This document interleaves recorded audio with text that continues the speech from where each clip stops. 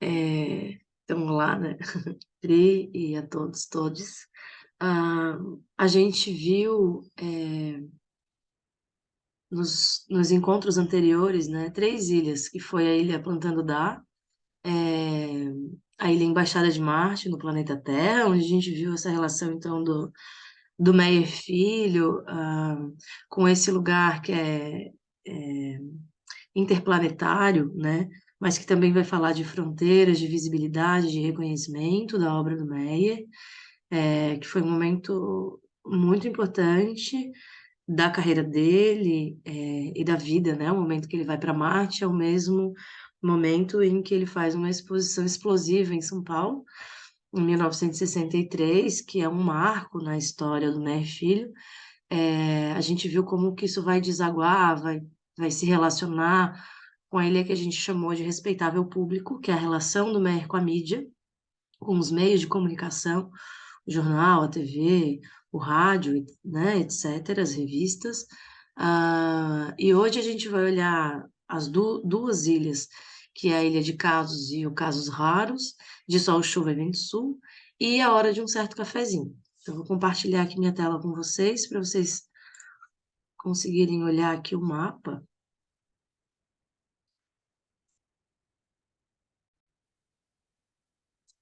Só confirma para mim se está dando para ver direitinho. Ok. É,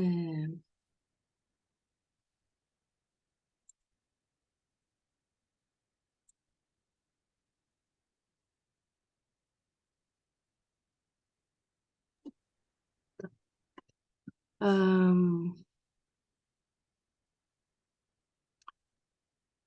e aí eu vou ler para vocês essa sinopse que a gente fez, né? Essa sinopse que está aqui, mas que também está no livro que eu estou disponibilizando PDF final para vocês, né, poderem utilizar como acharem melhor. E que é também depois eu vou mostrar direitinho na exposição, mas também é um texto que abre, né, cada uma das ilhas no próprio projeto expográfico, da exposição que está acontecendo no MASP agora. Então, que diz assim, aqui ainda faltou o restante dos carimbos, né? Tá Ilha de Casos e o Casos Raros, de Sol, e aí faltou o Chuva e Vento Sul, que a gente colocou depois, foi um esquecimento aqui, mas enfim, né? Já está atualizado na versão final, que eu disponibilizei para vocês. E que diz assim, uma carta de 1941, endereçada à mamãe e papai e guardada por Dona Raquel Liberato Meyer, mãe de Ernesto Meyer Filho, apresenta a primeira impressão de Meyer ao retornar a Florianópolis após uma temporada em Curitiba para trabalhar no Banco do Brasil. Florianópolis já era chamada de Ilha de Casos e Ocasos Raros, e por conta de alguns escritos do artista, passou a ser também de Sol, Chuva e Vento Sul. As andanças e vivências de Meyer Filho nos espaços da capital catarinense, clubes, praças e bares principalmente, foram fundamentais para a constituição de sua poética, para sua legitimação como artista e como cidadão do planeta Marte. Ele mesmo dizia que a língua é o mais eficaz meio de comunicação e, nesses espaços, podia contar sobre suas viagens, exposições, fabulações e, a partir daí, construir sua própria imagem, ou autoimagem, por vezes de um pintor insatisfeito com seu meio. A preocupação do artista em registrar as tradições populares, como a pesca da tainha, o carnaval e o boi de mamão, e em mantê-las vivas e vívidas, são cuidados percebidos em sua obra, sobretudo se considerarmos que foram os modos e costumes locais os primeiros temas a aparecerem em seus desenhos no fim dos anos 40, momento em que Meyer havia encontrado uma poética própria, um traço que já poderia chamar de seu. As casas e os quintais também foram fundamentais para a construção do repertório poético e antropológico de Meyer Filho. O que que Al falava com seu tom de voz alto e estridente quando chegava nos lugares? Se alguém lhe perguntasse como andava a vida, ouviria algo como a cana tá dura.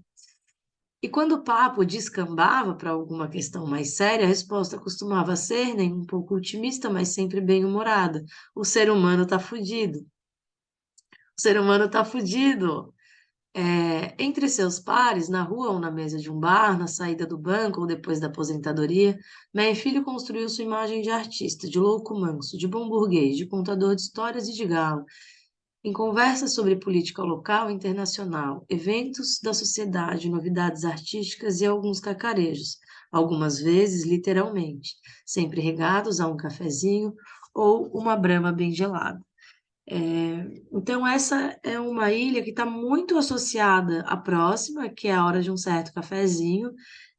Já falei anteriormente, né, que são ilhas que se conectam, né, que criam, então, uma espécie de um repertório sobre a obra do Meyer, com o Meyer e a partir do Meyer, né.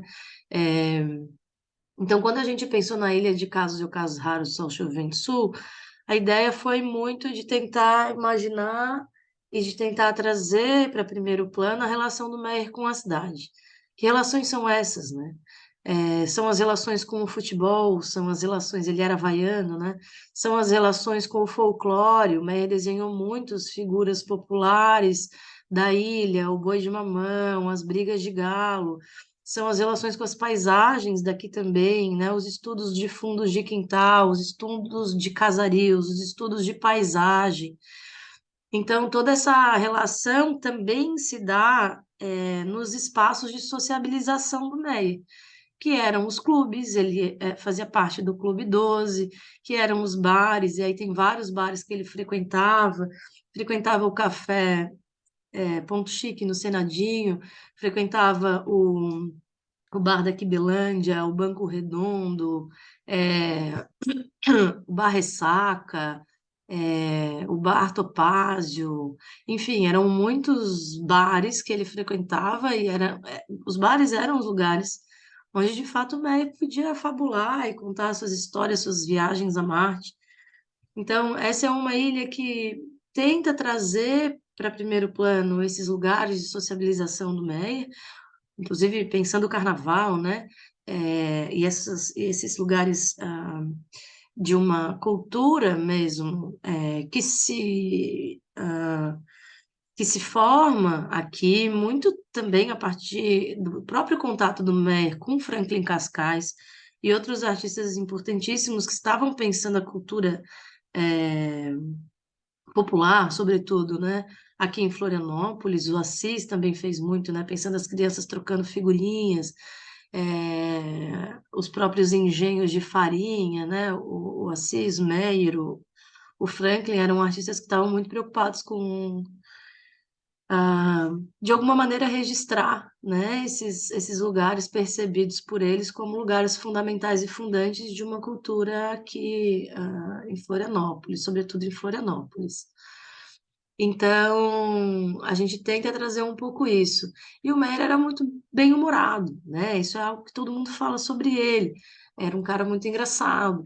E aí nas pesquisas do acervo, a gente encontrou duas crônicas, de um cara chamado João de Santa Ana, que foi no jornal Gazeta de 1970. Eu trouxe uma das duas para vocês, mas assim, que chama Os Tartarins de Meyer Filho, a primeira, e a segunda é de novo Os Tartarins de Meyer Filho, que é a segunda versão dessa mesma crônica, que vai ampliar um pouco essa história que ele conta aqui. Como se repete em dado momento, achei que essa primeira poderia trazer um pouco de como Meyer era percebido por essas figuras, né?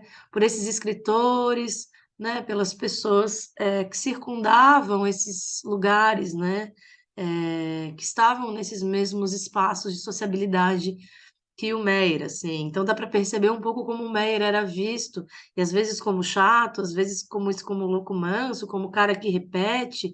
ah, as mesmas histórias, né? E é incansável. E tem um momento, inclusive, na segunda crônica, que o João vai dizer que ele sempre repetia a mesma coisa, como se fosse a primeira vez, com o mesmo entusiasmo da primeira vez. Então, essas relações elas vão se dando de diferentes formas, nesses diferentes lugares, e aí a gente vai construindo, de alguma forma, essa imagem que temos hoje do próprio Meyer. Essa é uma crônica que a gente publicou no livro, depois eu vou mostrar com calma para vocês, esse segundo momento do livro e como é que a gente organizou ele. É, E aí ele diz assim, né? Cavalheiros, meu bom dia. Não deixe de aumentar um pouquinho para vocês. Num desses dias delirantes em que vivemos, fui acordado em sobressalto. Meu despertador foi o galo do vizinho. Tem uma voz estridente, terrível. Há um mês que venho acordando em sobressalto e a cada dia sou vítima de novo martírio. O galo trepa no muro e com o peito erguido desafia o sol, desafia o mundo e, além disso, esmurra-me os tímpanos. Mas falei em galo. Acorde-me logo a lembrança, acorde-me, provavelmente aqui deve ter um erro, a lembrança do pintor Meyer Filho, entre parênteses. Para os que não cuidam de arte, quero esclarecer que Meyer Filho conseguiu generosos aplausos quando de uma sua passada exposição em São Paulo. E São Paulo não é o arraial da pendura à saia. Para Florianópolis, isso é o que há de melhor, é promoção. O próprio Estado deveria patrocinar essas exposições. Só por isso Meia Filho já fez mais por nossa terra do que muito medalhão de papo estufado, que só é herói, que só é gênio, que só é o tal, até os limites da Ponte Hercílio Luz. A esses tais o meu amigo Olegário costuma chamar de pavões de galinheiro. Chama e ainda ri cinicamente. Mas convém dizer que o bom Meyer Filho pintando é uma coisa e falando é outra. Há muito tempo, desde os dias que os cães lambiam os furúnculos de Lázaro, que ele vem julgando que eu sou surdo. O que é um equívoco, um lamentável equívoco. Ele me soqueia, ele me agride os ouvidos sem o mínimo dó, sem a menor piedade. É como o galo do muro. Além disso, me repete 3, 5, 20 vezes o mesmo episódio. Mas é uma grande alma e é uma grande garganta. Um dia eu lhe emprestei uma extraordinária obra, Tartarim de Tarascon, de Daudet. Que notável esse Daudet. O personagem é uma caricatura magnífica e, não sendo cômico, é contudo profundamente hilariante para quem o lê. É o mentiroso honesto, é o sonhador guerreiro, vivendo entre provincianos tão pacatos quanto crédulos, gente heróica e imaginativa, sem ausentar-se, entretanto, do cotidiano. Cidade que pede, que exige um tartarim e somente onde um tartarim impera. Meia filho leu, e daí para frente a minha existência ficou arruinada. Onde quer que me encontre, o bom homem repete com a mesma ênfase de uma primeira vez. Conheço por aqui um bocado de tartarins, ô. Assim é no cinema, assim é no jogo de futebol. É na praia, é no clube, assim como também nos casamentos e nos batizados. Até nos velórios, quando me encontra, diz a mesma coisa. E no ônibus, e nas ruas, sem o saber e com a melhor das intenções, ele vem me assassinando em dose homeopática. Ainda quinta-feira passada, quando eu apreciava uma excelente cerveja no antigo bar do Donga, o Meia Filho me encontrou. Aguardei a cacetada e ele não me fez esperar muito. Conheço em Florianópolis uma porção de tartarins, ô. Minhas lágrimas rolaram abundantes. Insensível ao meu pranto, ele ainda repetiu 3, 5, 10 vezes a mesma frase. E a cada nova chicotada tinha para ele a novidade de uma primeira vez. Então, isso mostra um pouco como era o Meia, né? Quer dizer, João indica para ele o Tatarim de Tarascon, ele lê o livro, ele se identifica com o personagem, ele percebe que existem muitos tartarins em Florianópolis, né? Esses mentirosos honestos, sonhadores guerreiros, vivendo entre provincianos tão pacato quanto crédulos, gente heróica e imaginativa. É, E ele fica o tempo inteiro repetindo para o João, que conhece um monte de tartarim. E o João não aguenta mais, porque ele fala isso em todos os lugares, né? Todos esses lugares de sociabilidade, assim. E esse João, é claro que isso é uma crônica, né? E como crônica sempre se tende a aumentar os fatos, mas ele já fica desesperado, ele já vê o Meyer, ele já fica esperando isso, assim. E o Meyer mesmo fala, né? Inúmeras vezes, repetidas vezes, ele diz, ele cria situações em que isso vai acontecendo, e é algo que acontece na fala e que acontece na obra, né? Uma coisa não está dissociada da outra. Eu acho que isso que é interessante de perceber aqui. E aí, pensando nisso, eu queria começar essa sessão de imagens, né, esse trabalho, com 4 manuscritos dele, que são 4 manuscritos que começam com títulos quase iguais, que é o Inúmeras Vezes, Milhares de Vezes, sim, muitíssimas vezes, e centenas mais centenas de vezes. Esse é um manuscrito que, de fato, inúmeras vezes, muitíssimas vezes, centenas, é, ele repetia isso que está escrito aqui o tempo inteiro. É, e não só repetia para as pessoas, quando perguntavam para ele por que que tu é artista e por que que tu é bancário, se tu é artista, enfim, como escrevia, né, inúmeras vezes. Quer dizer, aqui a gente só tem 4 exemplares desse manuscrito no acervo, mas muito possivelmente existiram outros, né? Até porque nenhum desses está finalizado. Então, é possível, né, que exista no mundo ainda, né, outros títulos semelhantes a esses, com essa crônica escrita muito parecida, com algumas nuances, algumas coisinhas que destoam, assim, mas muito pouco. E aí ele vai dizer, sim, inúmeras vezes me perguntaram, Ernesto, se tu és mesmo o artista que vives dizendo ser, nos bares, botecos e lanchonetes dos 4 pontos cardeais de Floripa, aí vocês imaginam que para ele escrever que as pessoas diziam que ele dizia isso inúmeras vezes, a gente, assim, chega a ser incalculável o número de vezes, né? É, por que não pedes demissão do teu emprego de bancário e tentas viver só da tua arte, provando assim que és mesmo um artista? Não procedo assim, respondia sempre, por 2 importantes razões. Primeira, sou pintor, mas não sou burro. Segunda, só porque Vitor Meirelles morreu de fome um domingo de carnaval carioca, e aí esse galo, né? Que é essa imagem, né? Essa relação que ele tem, essa autoimagem. Com o Galo responde, ou ele responde, né? Meyer Filho nunca desejou imitá-lo, morrendo de fome em uma quarta-feira de cinzas do Carnaval de Floripa. E aí ele assina com essas 2 assinaturas que a gente já conversou, que é a assinatura de cidadão, que é o Meyer com a cabeça de galo, registrado em cartório, e a assinatura de artista, que é só escrito Meyer Filho. Esse é um manuscrito de 1990. E aí aqui ele vai fazendo essas pequenas alterações, ele vai dizer, né, milhares de vezes, assim, né, aqui ele coloca uma moral, né, diante disto, estou celebrando apenas parte de meu trabalho. Minha arte é presenteada, meu era rico, classe média mais lutou. Depois eu como é gostoso não precisa viver, como é gostoso não precisar viver de arte. Aqui, nesse manuscrito, ele coloca uma moral. No anterior não tinha. E aí ele vai fazendo essas pequenas alterações, né? Que ele vai dizer milhares de vezes nesta bela ilha de sol, mar, vento sul e chuva. São essas pequenas nuances, né? Me fizeram uma terrível pergunta, Ernesto, se és mesmo um pintor, por que não prova? Milhares de vezes dei a mesma resposta.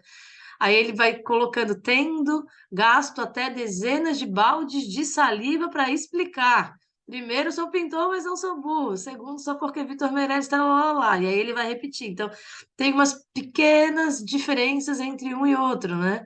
Aqui, a mesma coisa, né? Sim, muitíssimas vezes me perguntaram. é, Desde as décadas de 50 e 60, que já tem uma informaçãozinha a mais, né?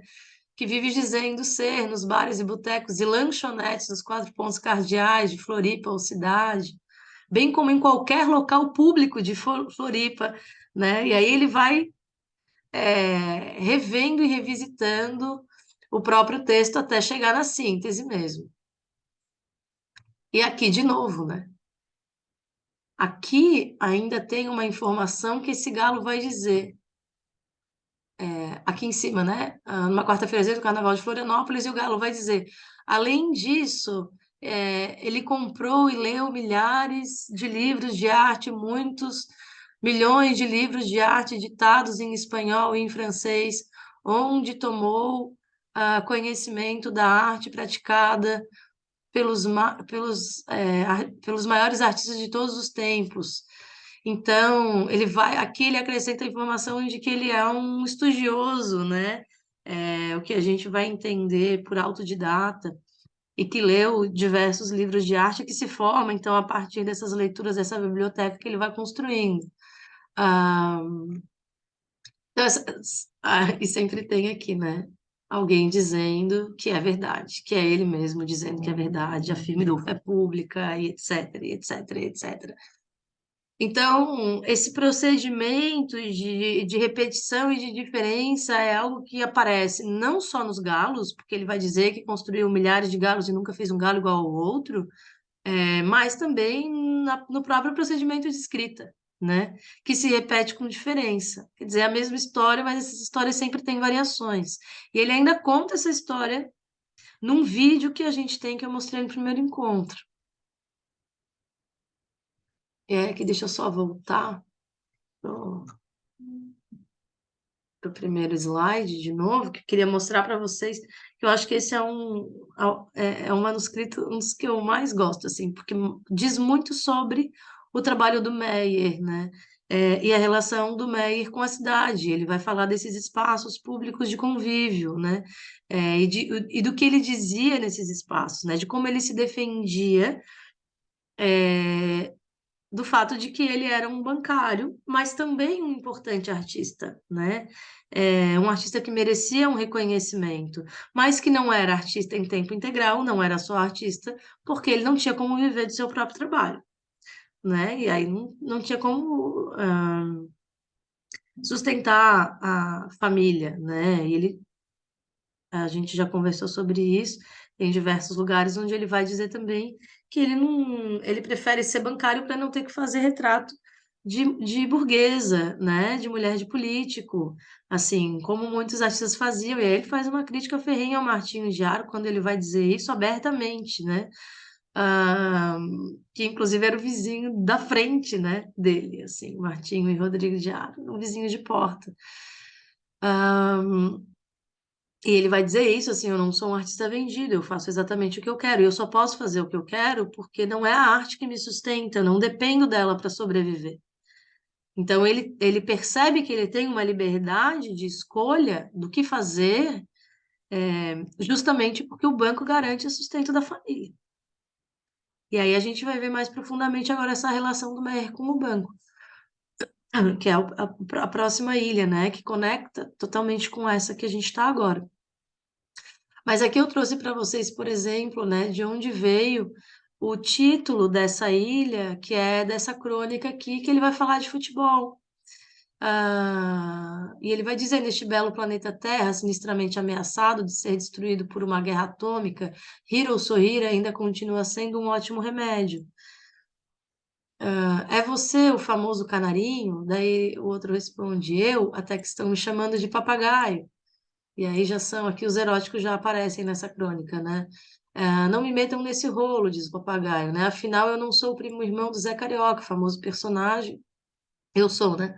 Famoso personagem do Walt Disney, e as piadas que inventam de mim são para divertir o brasileiro e não para encher-lhes o saco. Florianópolis, Ilha de Santa Catarina, terra dos casos e ocasos raros, e aí ele acrescenta aqui de sol, mar, vento sul e chuva. Essa é mais uma variação do Sol, Chuva e Vento Sul. Essa crônica é de 1982. Aqui, né, aparece o polegar, porque não basta assinar como assinatura de cidadão, assinatura de artista, ele ainda, né, sempre confirma com o polegar a autoria desses trabalhos, e isso é uma metodologia que a gente vai perceber que está muito ligada às questões do banco também, né, de como que ali ele estava o tempo inteiro. Um dos trabalhos do Meyer no banco, isso a gente já vai chegar, mas um dos trabalhos do Meyer era de descodificar códigos, palavras códigas que ele dizia do Banco do Brasil. Então, como que essa sistematização e organização e autenticação do próprio trabalho acaba criando uma relação com a própria atuação do Meyer Filho no Banco do Brasil, né? E aí ele dizia, importante, esta crônica ilustrada só deverá ser vista e lida por pessoas inteligentes. Papagaio come o milho, periquito leva fama. É, Enfim, aí ele vai fazer essa crônica. ah, e aqui a gente já chega, né, nessa relação com o futebol. A gente ainda tem outros trabalhos. Tem um que é o do Vasquinho, que eu adoro, que o cara dá com a cara num poste. Ele vai dizer que burro, só podia ser um torcedor do Vasco. É, eu acho que a gente chega nela ainda. Mas aí aqui, essa daqui é uma imagem já, um desenho de 65, né? Um desenho mais antigo, da Praça 15, aqui em Florianópolis. Aqui tinha um prédio que era a rádio. E é essa praça, né? A Praça 15, lembrando que era na frente do Banco do Brasil, né? Onde hoje é o Memorial Meir Filho, que é na Praça 15, era onde ele trabalhava. Então, essa era uma praça por onde ele passava e atravessava todos os dias, inclusive para chegar do outro lado, onde era o Senadinho, onde ele se reunia diariamente com os amigos e tudo mais, né? Onde ele contava as histórias dele, tomava uma cerveja e ia para casa.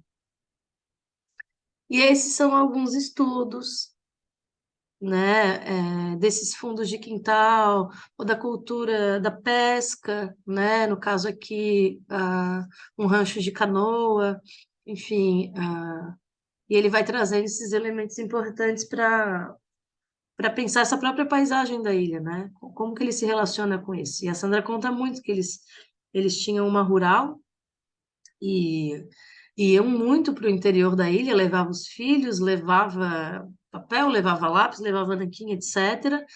E ficava lá desenhando, passeando com a família, era o passeio do final de semana, assim, né? Eu gosto muito desse aqui, que são os telhados de Florianópolis, que já é um desenho mais solto, né? Menos detalhista, né? Como nesses anteriores, que lembra muito também a xilogravura, um desenho que eu acho que tem um aspecto um pouco diferente do que a gente costuma conhecer ou relacionar com o Meyer Filho. Se tira a assinatura do Meyer aqui, fica até difícil de dizer que é um trabalho do Meyer, mas que ele vai pensar justamente os telhados, né, de Florianópolis. Então ele vai na minúcia, ou quando ele vai pensar as paisagens, ele faz diversos estudos só da folha, só da flor, só da espora do galo, só da cabeça, só do bico, só do olho. Aqui ele vai investigar o telhado, né? Quer dizer, como que cada um desses elementos que compõem essas paisagens e esses animais são também pensados e estudados caso a caso. Aqui ele não diz onde é, mas lembra muito a paisagem do Ribeirão da Ilha, por exemplo, né? É, ou mesmo do Itaguaçu, que era um lugar que ele frequentava muito, e que ele pintava muito junto com o Assis, inclusive, né? As pedras do Itaguaçu. Essa é uma foto dele, de quando eles faziam exposições nas ruas, ou mesmo levava os galos para passear, muitas histórias do Meyer contadas pela Sandra, né, de que ele abria um Fusca na rua dele, que era Altamiro Guimarães, e colocava os quadros todos pendurados e fazia uma exposição portátil, né, ali mesmo, assim, e efêmera. Os pescadores, uns cestos de tarrafa, né, e para carregar os peixes. Essas figuras que são essas figuras populares, aqui o senhor Antônio João da Silva, aqui o Egino Modesto, um trabalhador da Ponte Hercílio Luz. Então, como é que ele vai também trazer esses personagens para o próprio trabalho? Esse daqui é o Petanha, um tipo popular da ilha de Santa Catarina. Esse desenho já é de 86, já é um desenho mais recente da produção dele. Aqui um outro personagem que pode ser do Boi de Mamão, mas que pode ser um personagem da ilha também, pode ser um pescador, pode ser, né, enfim, alguém que estava nesse, né, que constitui essa mesma paisagem, né? Os animais e as brigas de galo, que ele desenhou muitas vezes. Tem alguns exemplares no acervo do Instituto Meyer Filho, e essa série é uma delas. E que era muito comum aqui, né? Hoje é proibido, proibidíssimo, né? Não se pode fazer brigas de galo, mas décadas anteriores era não só permitido, como muito comum, né? Fazia parte da cultura mesmo, as brigas de galo. E aí o Meyer registrou muitas vezes essas brigas. Registrou em Nanquim Branco sobre papel preto, numa série também dos anos 60, que tem poucos exemplares, assim, o Instituto não tem nenhuma dessas, mas na exposição a gente trouxe uma de um acervo externo, e aqui o Boi de Mamão, que é, enfim, né, acho que o movimento folclórico aqui mais forte, é, e que ele registrou muitas vezes, inclusive porque ele morava no centro. E o Boi de Mamão, do Morro da Tico Tico, saía lá de cima da Mauro Ramos, perto do Instituto Estadual de Educação. Ia descendo a Mauro Ramos. E as pessoas pagavam e tal para o Boi de Mamão ir passando na frente das casas, contribuíam. E o MER fazia isso também, para eles fazerem um desvio da Mauro Ramos, entrar na Rua Altamiro de Guimarães, para poder passar na casa dele, na frente da casa dele, para ele poder registrar né, a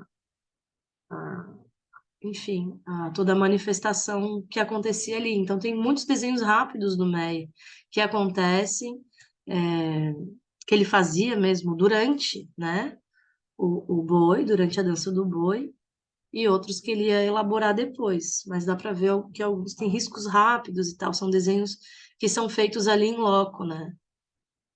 Aqui a Bernunça, a Maricota, né, o médico, então todos esses personagens. Aqui são os personagens do Boi de Mamão, ele vai dizer aqui que é a versão catarinense do Bumba Meu Boi, né? E aqui são todos os bichos no salão. E é claro, né, tem diversas referências africanas aqui no Boi de Mamão, várias referências do candomblé, e isso é muito forte, né, nessa cultura, e aí vem com o tambor. Então, muitos dos personagens, inclusive, que aparecem no Boi de Mamão do Meyer Filho, são pessoas negras, são pessoas que moravam no Morro da Tico Tico, as pessoas que faziam o boi eram pessoas negras, eram pessoas que estavam ligadas né, com o candomblé e que traziam essa cultura afro muito forte. Então, isso aparece de uma maneira muito potente também aqui no trabalho do Meyer Filho.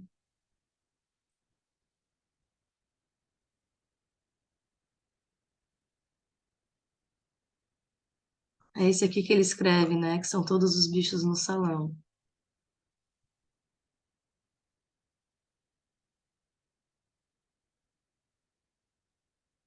Os esquemas e os desenhos que eu comentei com vocês, né? Que ele vai pensar as posições, né? Mudança de escala, os desenhos que são feitos mais rápidos, com mais intensidade, com mais velocidade, outros que ele volta e vai para um link muito, muito detalhado, aqui um estudo de cavalinho.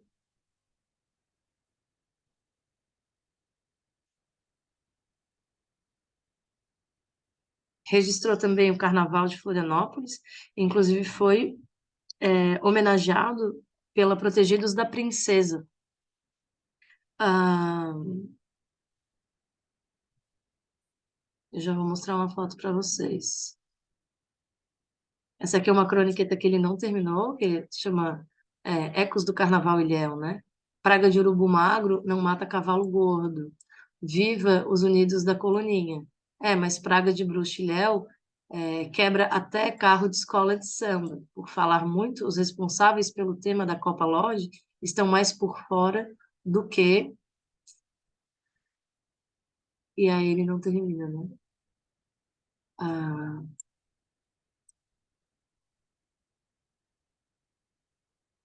e que ele vai fazer um Viva a Unidos da Colonia e aos Protegidos da Princesa, né? E ele escreve isso justamente na orelha de um elefante. Ele vai trazer esses bichos todos para o salão de novo, né? Para pensar o carnaval e para discutir, para fazer a crônica, para fazer a crítica.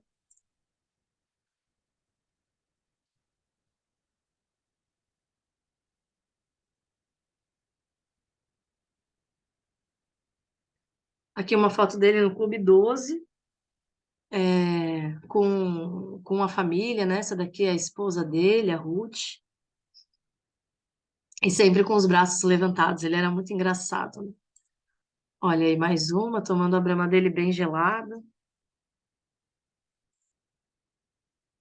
Esse desenho eu acho muito bonito, que ele vai fazer um desenho super carnavalesco, né? Essa pessoa com um braço de sereia, que também é um galo, que está aqui para o outro lado, e aí tem um rinoceronte, quer dizer, ele vai trazer toda essa animalidade, né?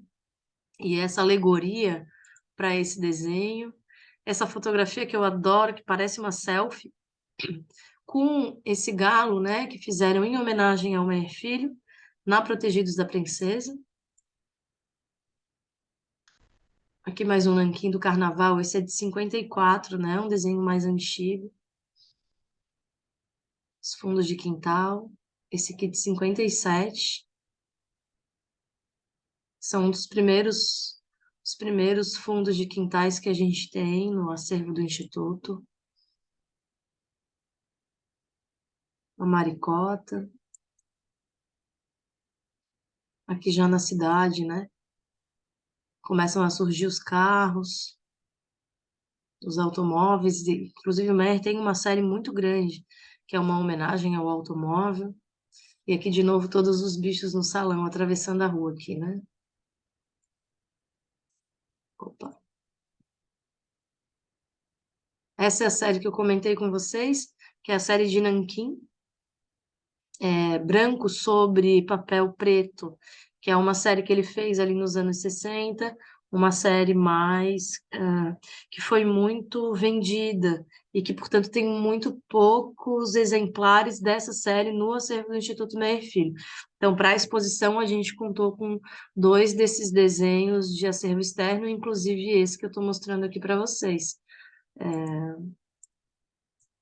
E aí, essa imagem se repete, porque repete aqui um tipo de procedimento que tem no trabalho do MEC, é muito interessante, que é o seguinte: quando a gente estava organizando o acervo, fazendo todo o processo de triagem do acervo, a gente tinha que fazer contar, né, quantos exemplares tinham de cada coisa. A gente chegou na pasta de Xerox. Eu estava olhando a pasta de Xerox e eu cheguei nesse trabalho aqui, que era supostamente um xerox da crônica que eu acabei de ler para vocês lá no começo. A croniqueta, né, ilustrada, que só deve ser vista e lida por pessoas inteligentes. Eu olhei de novo e falei que estranho, esse xerox está muito preto, tá estranho. Eu peguei, botei perto da luz e falei, cara, olha só o que ele fez. Ele xerocou a crônica dele, e aí ele acendeu o xerox. Ele passou um nanquim por cima do xerox e assina de novo o próprio xerox, que ele renova, digamos assim. De modo que o que a gente antes entendia por xerox deixa de ser. Então, se não é xerox, o que que é, né? Também não é o original.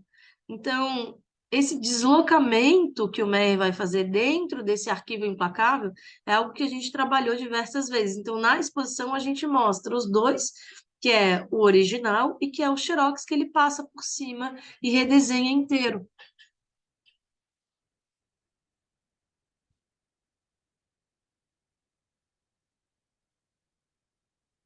É, esse, essa ilha, ela está muito conectada.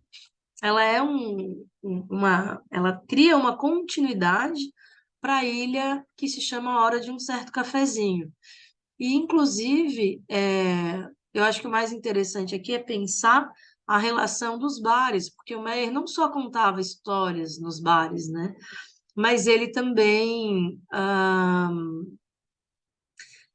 desenhava muito. Então, tem muitos desenhos, muitos exemplares de desenhos de bares do Meyer, e ele vai dizer, inclusive, o nome do bar e tudo mais. Ele fazia muitos desenhos que ele dava para as pessoas, era uma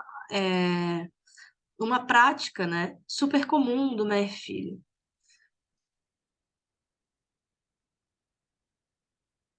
Deixa eu só pegar aqui certinho para vocês, que tá.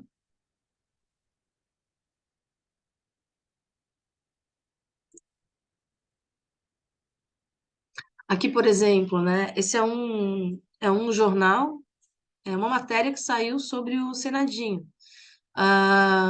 E aí aparece o Meyer Filho, a gente consegue ver um pouco isso acontecendo aqui, né? O Senadinho que fica numa das principais ruas do centro de Florianópolis, que é a Felipe Schmidt. E aí tá ele aqui, né? Sempre falando, sempre contando história. E aí ele é citado como um dos frequentadores, artistas ilustres que frequentavam aí o Senadinho, né?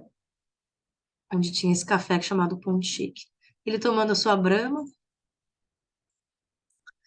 e essas imagens trazem um pouco, né, mostram um pouco, né, da personalidade do Meyer. Essa foto é muito bonita. Aqui uma imagem já do Meyer, com os Mugnatas. O filho dele tocava guitarra nessa banda, o Paulinho, o Paulo Meyer.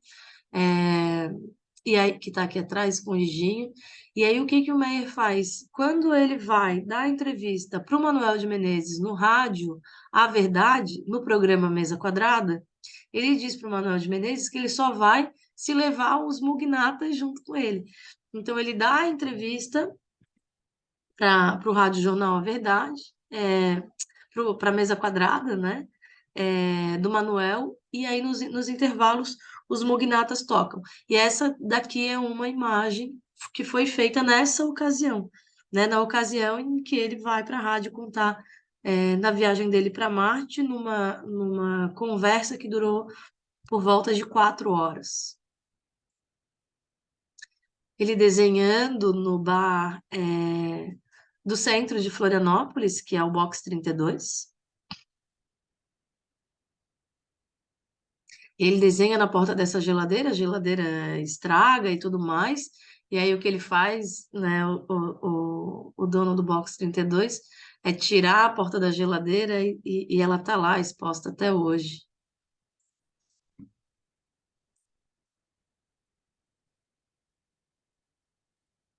Ah, aqui um dos desenhos que ele vai fazer que eu gosto muito, que é o troféu Peru Chato. E aí vai dizer assim, né? Eu adoro dar notáveis palpites nas partidas de dominó efetuadas pelos meus companheiros do bar Eliseu, ou Elis, né? E aí, aqui tem o troféu Peru Chato, que é quando tem 4 pessoas ali jogando dominó e fica aquela pessoa rodeando, vendo o jogo de todo mundo e dando palpite. E, assim, sempre tem esse personagem, né? Até hoje nas praças, quando a gente vê esses jogadores de dominó nas praças, a gente vê esses peru chatos rodeando, né? Aí o Meir faz aqui um troféu peru chato. Mais um desenho feito em bar, aqui no Bar Tremendão. Ele vai dizer: os desenhos desta coleção pertencem à família do artista, feitos em bares da cidade, enquanto o artista tomava Coca-Cola. Não estão à venda. Aqui o Bar Escova. E aí desenhava onde tinha, já chegava pedindo papel, desenhava atrás de papel de maços de cigarro. ah, mas isso para mostrar para vocês um pouco essa transição, né? Dessa ilha que a gente chamou de Ilha de Casos e Ocasos Raros do Sol, Chuva e Vento Sul, para a ilha que a gente está chamando agora de Hora de um Certo Cafezinho. Porque o espaço do bar é um espaço que a gente entendeu como um espaço de transição entre uma ilha e outra. Muito porque o bar tanto faz parte da vida social do Meyer Filho, quanto é também um espaço de produção, um espaço de trabalho, um espaço de troca, é, um espaço de vivência, ah, uma espécie de ateliê que acontece em momentos oportunos, mais recorrentes, né? Então, para chegar nessa ilha, eu queria ler esse texto para vocês que diz assim: a prática artística de Meyer Filho não se limitava ao seu ateliê. Além das mesas dos bares onde fazia desenhos que eram ofertados a amigos e outros frequentadores, Sua casa e a mesa de trabalho no Banco do Brasil também serviam como espaço de criação, investigação e articulação de sua obra. Quando eu tenho vontade de pintar, eu fico louco, dizia ele, e não importava onde. Ele pintava, desenhava, carimbava e escrevia. A obra do artista foi construída entre o espaço público e o privado. E o entre aqui significa também margem. Muitas vezes, Meyer transformou sua casa em um espaço de produção e de exposição, aberto a todos que passassem por lá. O lugar despertava a curiosidade, principalmente de crianças do grupo escolar Silveira de Souza, que visitavam um artista na saída das aulas e o chamavam de seu galo. Meyer também estava no limiar entre o artista e o bancário, podendo-se considerar que ele foi um artista travestido de bancário por 30 longos anos. Sem nenhuma falta ao serviço, isso era uma outra frase que ele repetia sempre, tá? Sem nenhuma falta ao serviço, nenhuma úlcera no estômago e nenhuma promoção por merecimento.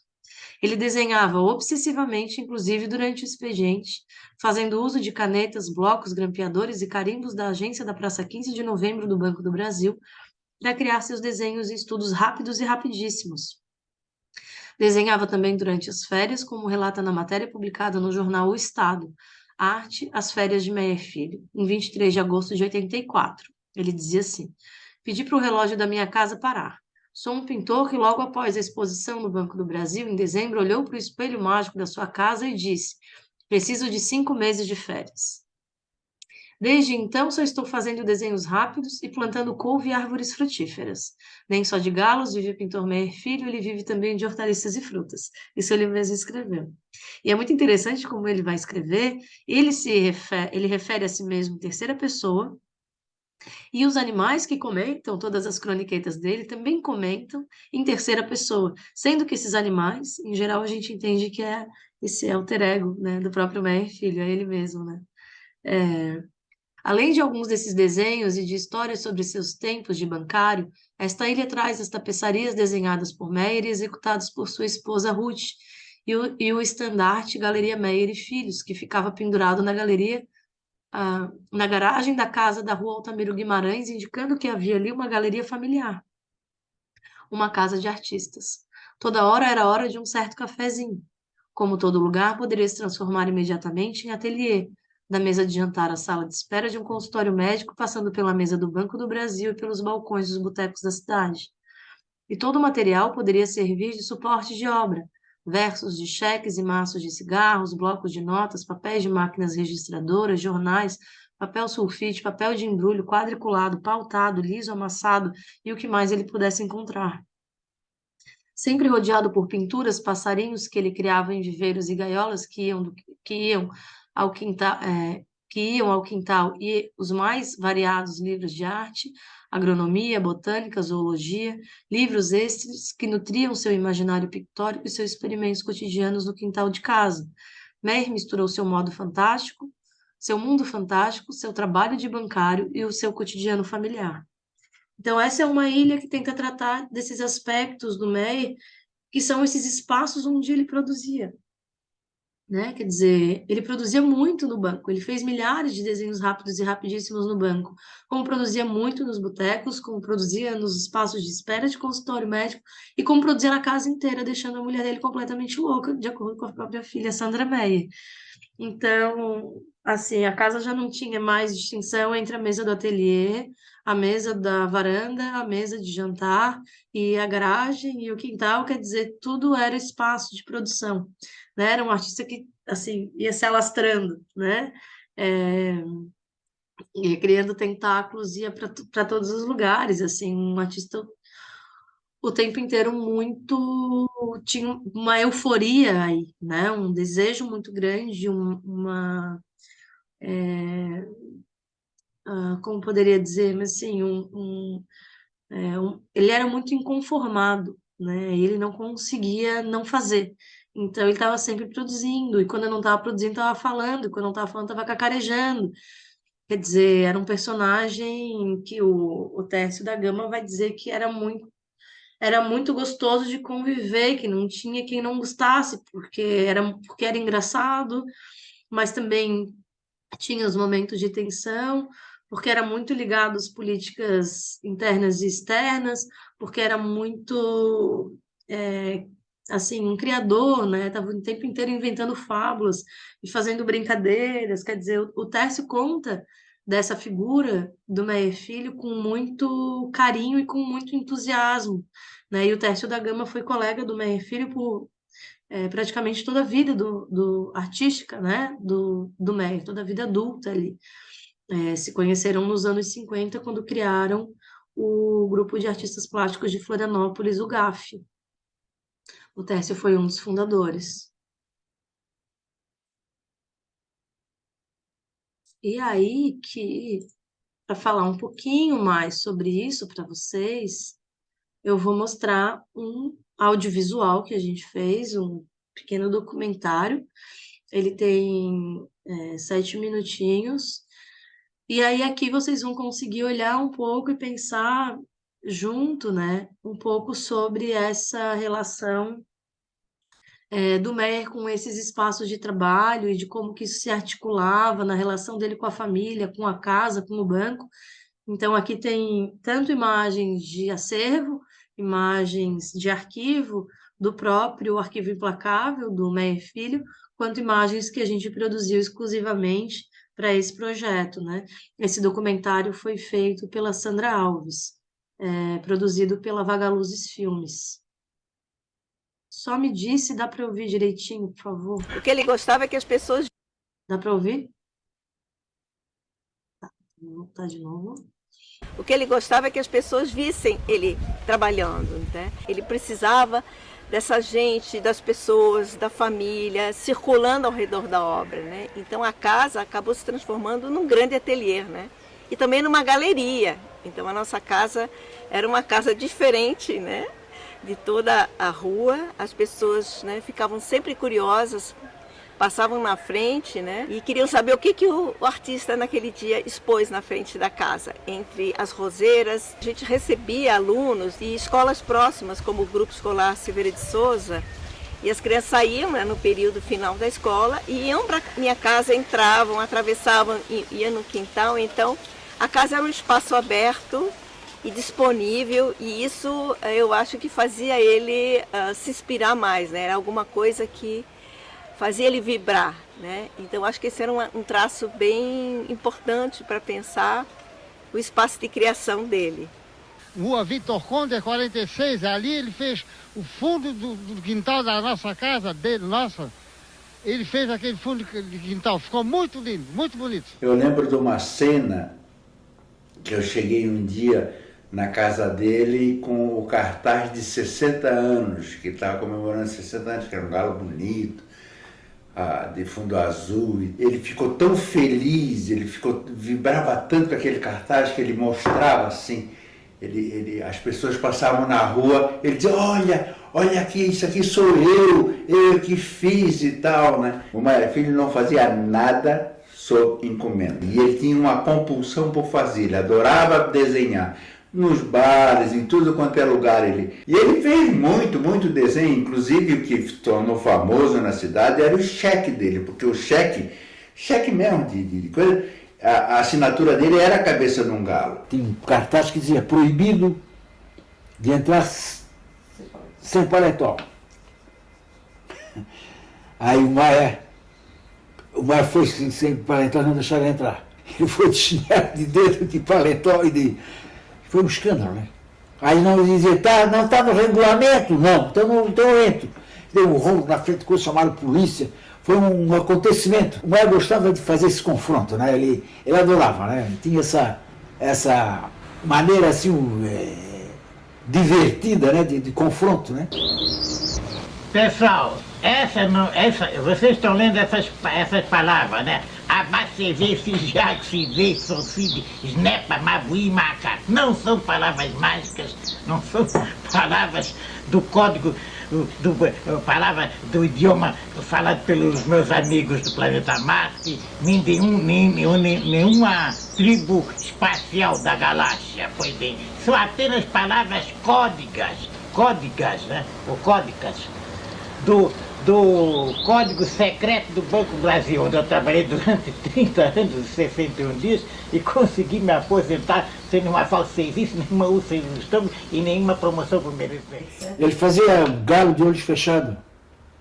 Começando pelos pés, ou começando pelo bico, é verdade. Era uma coisa. O pessoal vai, faz um galinho aí na hora, olhos fechados. Fazia lá na banqueta da livraria. Ele tem muita facilidade para desenhar, né? Ele foi um exímio desenhista, né? E o pessoal gostava, ele adorava, porque ele dizia assim, o povo me entende. Porque o pessoal mais simples adorava o trabalho dele. Ele fazia lá na livraria do Salim, ele fazia gala torta e à direita. Aí, dá para mim mais, daqui mais. Né? O Picasso morreu, os gênios da arte estão morrendo, eu preciso me cuidar.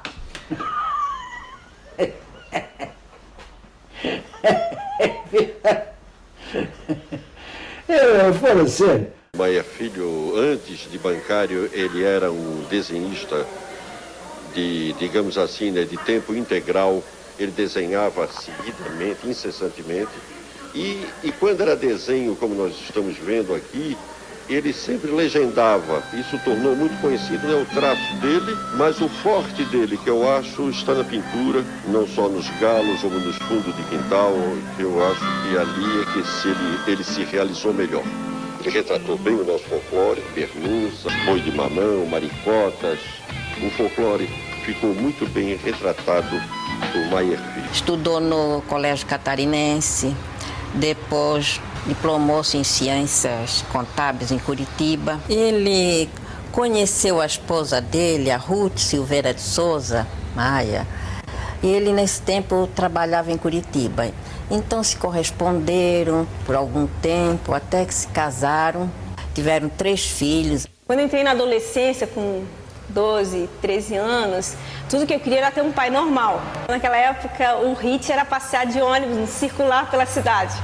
E aí a gente desembarcou ali na praça, quando eu vi meu pai estava de smoking, descalço, passeando pela praça e dizendo umas coisas. Eu morri de vergonha. Aquilo era muito difícil para a gente entender. E, quer dizer, compreender toda aquela alma e tudo que ele passava, né? Durante anos, nessa cidade, foi chamado como um louco, na verdade, um louco manso, né? Ele era uma pessoa que extravasava arte e pintura por todos os poros. Ele acordava, comia, dormia, trepava, fazia absolutamente tudo centrado na arte dele. Era um excelente funcionário. Quando ele trabalhava mesmo. Mas uma vez ou outra ele tinha que fazer um desenhozinho rápido, como ele dizia mesmo. Um belo dia, nós estávamos no fim do mês cheio de trabalho. Aí o chefe dele resolveu esconder todas as canetas. Tirou todas as canetas da frente. Daí a pouco, o Ernesto quieto. E eu comecei a sentir uns barulhos interessantes, desse tipo aqui assim, ó. Um carimbo, uma carimbeira. Fui pé ante pé e cheguei na hora que ele tinha terminado um famoso galo feito a carimbo, que está aqui, ó. Pode ver o detalhe do esporão, do bico, tudo com um carimbo só. Tirar os carimbos, ele desenhava com a mão. Não dá para segurar o artista. Mas acontece que eu sou um pintor muito bem disfarçado de funcionário do Banco do Brasil. O meu nome é Pintor Maia Filho, sabe como é? Pintor Maia Filho. Terereco, reco, reco, reco, reco, reco, reco, né? O bitubiriba. O Maia sempre foi um grande gozador. Olha! Por todos os santos dos santos, amém. Era uma benzedura que eu estava querendo fazer, né? Para benzer aquele momento mágico, né? Então, é uma coisa que está uma tentativa de falar alguma coisa que se refira ao grande Ernesto Maia, que é o arauto das artes na ilha de Santa Catarina, né? E Ilha Marte ele já povoou Marte, já enfeitou todas aquelas belezas que ele produziu, e lá produz ainda mais ainda.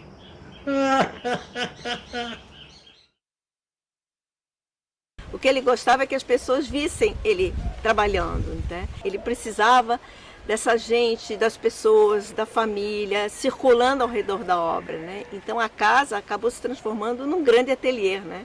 E também numa galeria. Então a nossa casa era uma casa diferente, né? De toda a rua, as pessoas, né, ficavam sempre curiosas, passavam na frente, né? E queriam saber o que o artista naquele dia. Nossa, muito bom, cara. Esse vídeo é muito bom, que mostra um pouco essas várias facetas dele, né? E ele mesmo afirmando e dando fé pública no que todas as pessoas ainda falam sobre ele, né? Eu sou um pintor fantasiado de bancário, muito bem fantasiado de bancário. E aí, nessas andanças, né, durante esse processo de pesquisa e triagem do acervo, a gente chegou nessa imagem aqui. Bom, eu trabalho no acervo desde 2008, né, mais ou menos, e nunca tinha visto, de fato, esse xerox. Não tem, a gente não sabe o tamanho que isso era. Imagino que devesse ser numa folha 4, né, porque é uma folha papel timbrado do Banco do Brasil, mas só tem esse exemplar que é um xerox no acervo. E a gente chegou nele, é muito interessante, porque, em geral, o Messi desenha com a cabeça dele, né, um autorretrato dele, com o corpo de galo, na maioria das vezes. E aqui ele se desenha como um cavalo, né? Ele vai dizer que ontem, né, ele era esse cavalo e que o que a gente traz aqui é uma leitura de que ele carregava nas costas o próprio banco, né? E que hoje ele se livra. E a parte do se livrar, desse livramento, ele vai dizer que é um momento de libertação. Em 1971, ele se aposenta, então, sem nenhuma falta ao serviço, nenhuma úlcera no estômago, nenhuma promoção por merecimento. Em 1971, ele consegue ser artista em tempo integral. E isso é algo que ele vai dizer em muitos manuscritos, em muitos comentários, em diversos documentos, em diversas cartas. Quer dizer, é um momento de grande euforia, né? De grande alegria, porque era algo que ele desejava desde sempre, né? Desde que ele se descobre em 1946 um artista, como a gente viu no desenho do Estalo de Vieira, né? No começo desse curso. Então, essa para mim é uma imagem muito significativa, né, desse momento de libertação. A carta que a gente comenta no texto de abertura dessa ilha é essa daqui, né, que é quando ele, em 41... Então, na exposição é o Graça. Tá cortando a internet, Pri. Tenta de novo. Tá bem ruim aqui, já faltou até a luz. Não, eu falei que um dos documentos que mais me chamou a atenção na exposição é o documento da aposentadoria, onde tem o galo falando graças a Deus. Sim. Que é, inclusive, a parte da frente, né? Eu acho que esse é o mesmo, se eu não estou confundindo, do manuscrito dos centenas de vezes. Mas depois eu vejo se é isso mesmo. Essa carta aqui é a carta de 41, é uma carta que ele escreve para a mãe e para o pai, né? Que quando ele está em Curitiba fazendo curso de contabilidade. Ele vai para Florianópolis em seguida. E, enfim, né, ele conta um pouco sobre esses aspectos que chamam a atenção dele. Aqui tem uma coisa que ele vai colocar, essas numerações desses documentos. Quando a gente se deparou com a acervo, a gente percebeu que ele numerou diversos desses documentos, que é uma maneira do um procedimento arquivista do Meyer Filho. Então, ele enumera documentos que ele acha que são importantes para contar a história dele. Não são só documentos curriculares, são documentos importantes, são documentos desse arquivo implacável. E esse é um deles. E é muito engraçado, porque essa daqui é uma carta que ele manda para o presidente do Banco do Brasil. Uma das, porque ele manda várias cartas. Inclusive, ele manda uma carta para o presidente do Banco do Brasil pedindo que o presidente crie um documento do banco, dizendo que o Meyer Filho é um grande bancário e também um grande pintor. Quer dizer, ele quer que o banco reconheça ele como um grande pintor. E aí ele fica triste, ele diz, essa carta jamais foi respondida, estou muito triste, de novo, né? E aí ele, né, que é esse galo, a representação desse galo com as lágrimas aqui pingando, que é muito lindo, eu acho esse documento muito bonito, mas que mostra essa tentativa o tempo inteiro do Meyer de ser reconhecido, não só pelos seus pares, não só pelo circuito, mas pelo próprio banco onde ele trabalhou, né, durante esses 30 anos. E aí, essa é uma coisa que, outro procedimento que ele vai fazer, que é ele revisa os seus documentos. Então, ele volta nos documentos. Quer dizer, ele escreve esse documento aqui em 71, em 81 ele volta nessa carta e faz um comentário dizendo, decorridos quase 10 anos, onde andará tão importante senhor, que era o presidente do banco, que nunca respondeu a carta dele. Ó, aqui outro comentário de 81 na carta de 71. Eu adoraria dizer que, como Portinari e outros artistas, Meyer Filho foi, desde sua mocidade, altamente prestigiado pelo governo e até pelos comunistas. Mas acontece que sou um personagem do pintor catarinense, não um mentiroso. Então ele fica jogando o tempo inteiro com isso, porque, de fato, o Meyer vai fazer uma puta crítica ao UFSC, ao Estado, que não patrocinavam o trabalho dele, que não davam a devida importância para o trabalho dele, e vai dizer que era elogiado pelos comunistas, porque, na verdade, ele tomou muito pau dos comunistas, do que ele chamava de, na verdade, esquerda festiva, quando ele deixa de fazer desenhos de questões que são políticas sociais, né? E passa a fazer desenhos que ele vai chamar de surrealismo fantástico.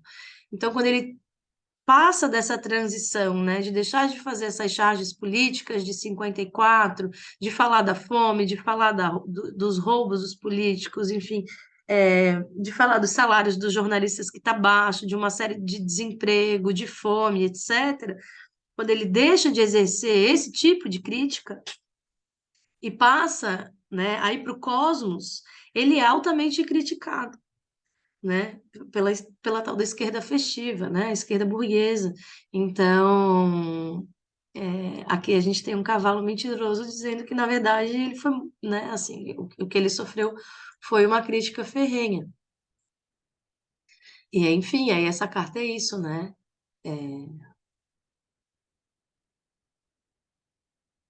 Ele vai dizer de novo, né?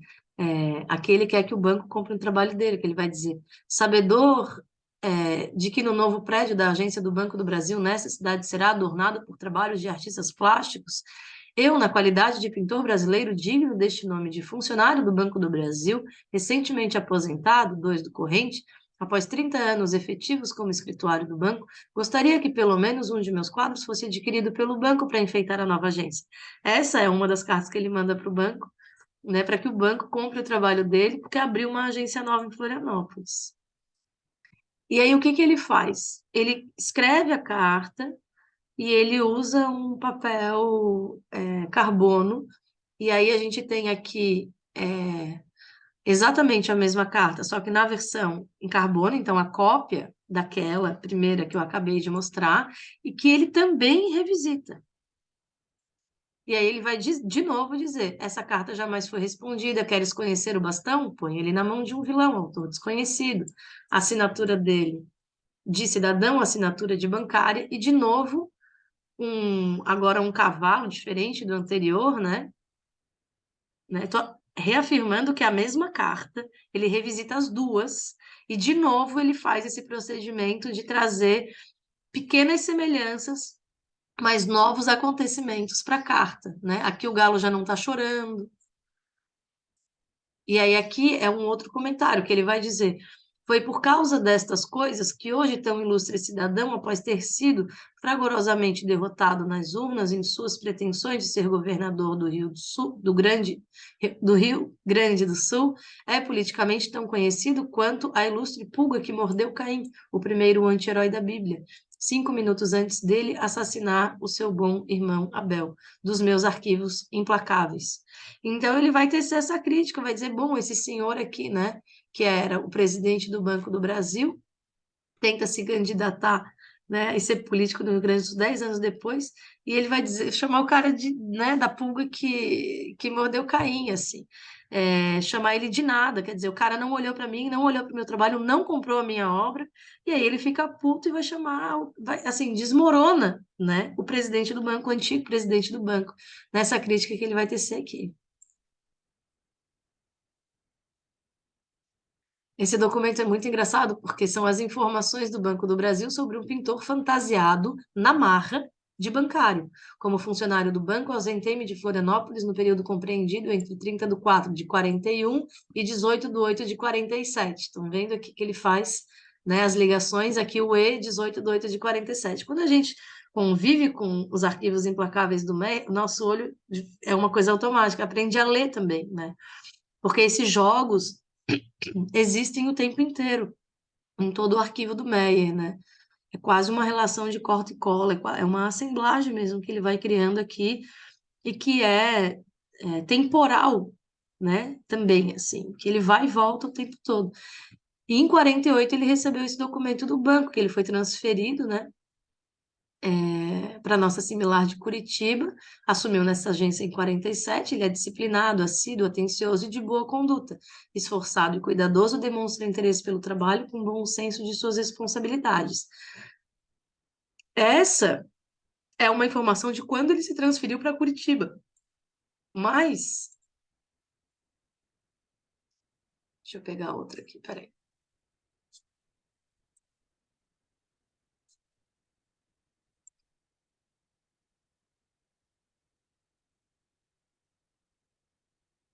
Só um pouquinho, deixa eu achar outra, porque a outra vai falar justamente daqui, ó. Essa carta são as informações sobre a conduta do Meyer Filho como funcionário do Banco do Brasil da agência de Florianópolis de 62, que são quase 2 décadas depois, né? E aqui ele vai dizer, esse aqui é a informação, esse é o documento oficial, né? Digamos assim, o documento original, que vai e ele ressalta em vermelho, né? Ele vai dizer que é um funcionário pontual, assíduo e inteligente, é de se ressaltar sua fina educação, cavalheiresco, trata de seus colegas e clientes com polida e cortesamente, conquistando a estima geral, muito disciplinado, cortês e delicado, atencioso, é solícito, digno de maiores ecônios de sua formação moral, sua vida particular e funcionária é isenta de qualquer restrição, impressiona-se desmedidamente com as responsabilidades oriundas de cargos em comissão, chegando ao ponto de ficar traumatizado. Por esse motivo, julgamos temerário indicá-lo para exercício de cargos em comissão. E aí ele responde, né? Informações anual como funcionário, ele xeroca aquela carta de novo, e aí ele vai responder a essa parte que eles vão dizer, né? Que eles vão indicar para o exercício de cargos em comissão. E aí ele responde aqui, né? Como poderiam meus coleguinhas compreender que um artista não tem nenhuma obrigação de ser um bancário genial? Porque ele recebe uma crítica do banco. E ele vai dizer, eu não tenho como ser um bancário genial, eu não tenho como ser um super bancário, porque eu sou um artista. Né? E como um artista, eu não tenho obrigação nenhuma de ser um bancário genial. Ele vai fazer esse giro, né? E comentar o tempo todo as próprias cartas que ele mesmo recebe do banco, né? E comenta para a gente. Porque é isso, ele comenta e mantém esses comentários no arquivo implacável. Muito provavelmente é a primeira vez que o público está vendo isso, né? Não é algo que ele fazia e publicava nos jornais, era algo que ele fazia para ele mesmo. E aí, esse daqui que eu acho que é o que ele vai...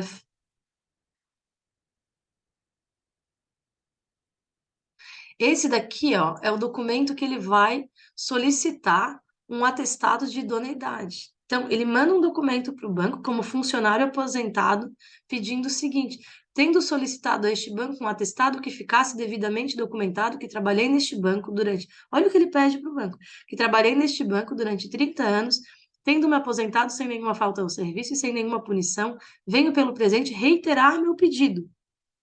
Certo de que serei atendido por se tratar de assunto por demais comezinho e a que tenho todo o direito, como chefe de família e cidadão digno deste nome, aproveito meu ensejo para apresentar-lhe minhas cordiais saudações.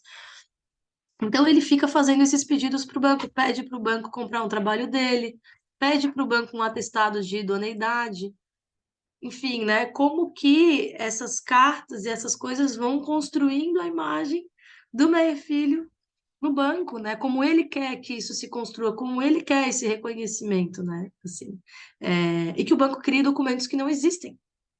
Isso é o mais impressionante, né? Porque não é um documento qualquer, né? Ele quer um documento específico que ateste a idoneidade dele, porque ele precisa comprovar isso de alguma maneira para a gente, né? Para os futuros.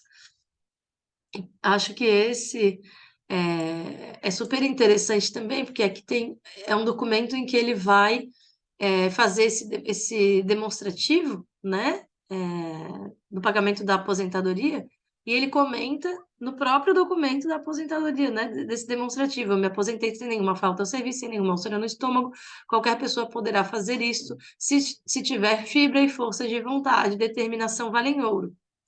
Então, assim, não é que ele é um super-herói e se aposentou sem nenhuma úlcera no estômago, nenhuma falta de serviço, mas qualquer pessoa com muita força e determinação também pode fazer isso, né?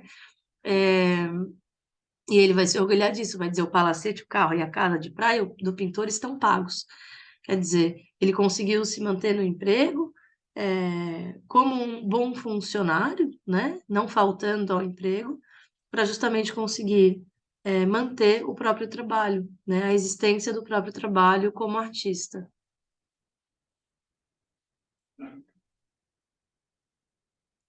Essa série de desenhos, elas são feitas em papéis do banco, são desenhos que ele faz no banco, e são desenhos que ele vai chamar, né, ele vai dizer respeitável público. Estes são alguns dos 30 mil desenhos rápidos e rapidíssimos que fiz no período de 30/4/41 a 2/7/71, quando, para ganhar a vida, fui um bom bancário. E aí a assinatura dele de Meyer Filho Cidadão e de Meyer Filho Artista Plástico. E aí aqui tem as várias, né? A gente consegue ver os carimbos do banco, as páginas do banco, os papéis, todos com as digitais do Meyer, né? As assinaturas. Sendo que desses desenhos, grande parte deles ele jogava fora.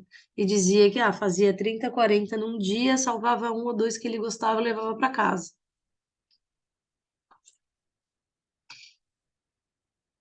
Aqui outro, né, dessa série.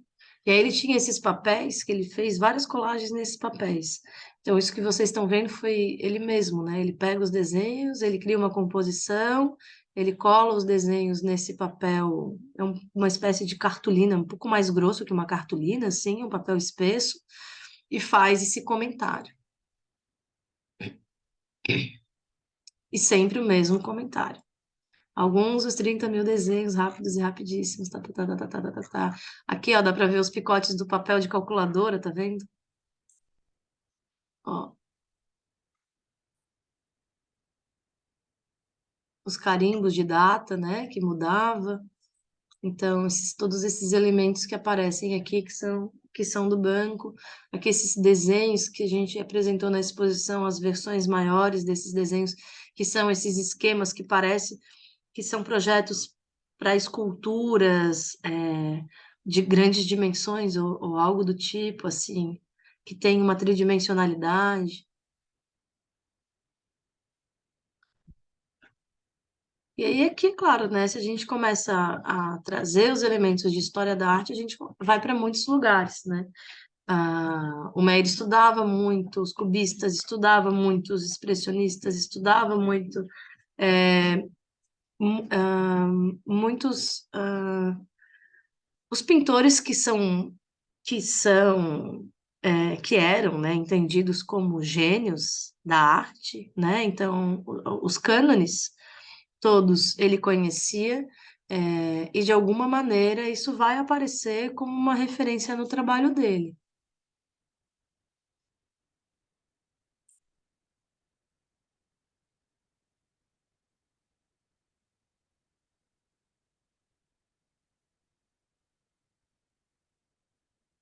E aqui é onde ele comenta dos desenhos sobreviventes, né? Ele vai dizer: esse é um dos 4 mil sobreviventes que fiz em certa hora do cafezinho, que aqui ele vai deixar muito claro que é a coleção da família do artista. E aqui é um dos sobreviventes, e a gente gosta muito dessa série que ele vai fazer com caneta Bic, né? Que são os materiais que ele tem acesso ali no banco, a caneta vermelha e a caneta azul. Aqui é outro dos sobreviventes, ó, também caneta Bic, e aí a gente sabe, por conta de diversos outros desenhos, que ele às vezes começa o desenho no banco e termina o desenho em casa. Às vezes ele faz lá a parte de bique e tal, e depois leva para casa e colore, né?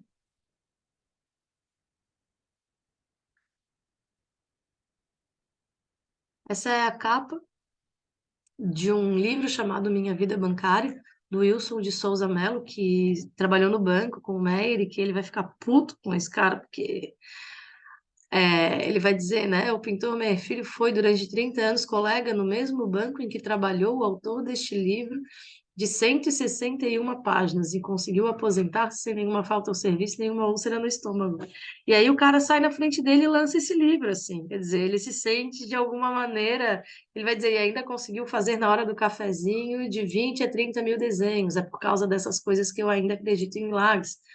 E ele vai botar a opinião dele, né? Que é a opinião do artista em relação a esse livro, né, do Wilson.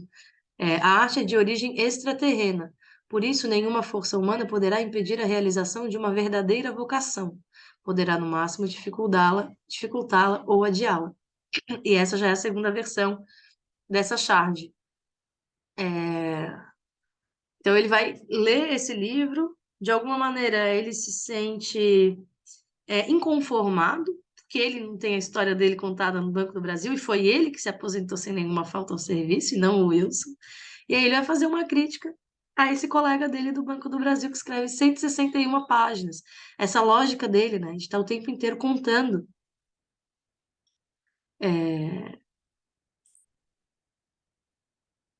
Aqui uma charge que a gente trouxe, que é super importante, que tem justamente os nomes das palavras códigas que ele decifrava, que eram as palavras códigas e ultra secretas do banco, né? Que ele decifrava, e ele mesmo disse que uma dessas palavras é o nome dele. Eu não sei se ele inseria essas palavras códigas, que era o nome dele no próprio banco e criava essa confusão, mas tem uma delas, que se refere a ele mesmo, né? E que ele diz que nunca vai revelar qual é. Que é o abacave, jegue, zé, nepa, sós de macaco e mabui. Ele vai falar, né, dessas letras que convivia diariamente durante 7 anos, em que, pelas circunstâncias da vida, foi o tradutor e codificador de todos os telegramas recebidos e expedidos por um certo banco, que é o Banco do Brasil, tanto do seu próprio código como de outros bancos nacionais e estrangeiros. E essa é uma crônica que tem 3, 4 páginas. E aí ele já vai tecendo a crítica, né? Assim, que ele já vai dizendo, como vocês sabem também, nós artistas intelectuais em geral somos considerados uns sonhadores, uns grandessíssimos vagabundos, mandriões e outras coisas mais. Enfim, né? Uma crítica que ele vai falando dessa relação dele com o banco e a lógica, né? De ser pintor, e aqui, mais uma vez, foi por causa dessas coisas que ele trabalhou 30 anos em um banco oficial e conseguiu se aposentar. Agora vocês já decoraram também, sem nenhuma falta ao serviço, nenhuma úlcera no estômago e nenhuma promoção por merecimento. Afinal, nunca ele foi um puxa-saco. Ele se orgulhava muito disso, né? De não ser um puxa-saco, de não fazer retrato da burguesia, de fazer o que lhe dava na telha, o que achava importante. E isso é algo que ele é muito fundamental para ele, né? Essa liberdade que ele conquista justamente por não precisar viver do próprio trabalho.